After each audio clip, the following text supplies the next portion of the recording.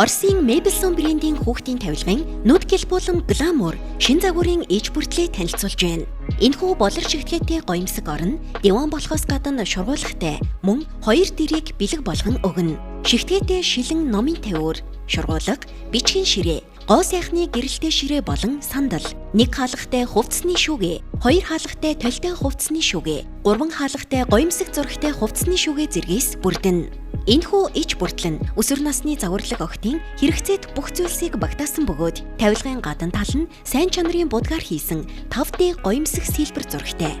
Мөн болор шигтгэе болор бариултайгаас гадна толийг маш сайн чанартай суулгаж өгсөн. Гоо сайхны ширээ гэрэлтэй байснаар илүү тод харагдах төдийгүй цахилгаан залхуур нь маш цэвэрхэн суулгаж өгсөн нь хэрэглээнд илүү тав тух аюулгүй байдлыг бүрдүүлнэ. Шилэн тавцсан нь цэвэрлэхэд хялбар удаан эдлэгийг бий болгоно. Цэвэрхэн нарийн шургуулга нь сайн чанарын гүйдэг замтай.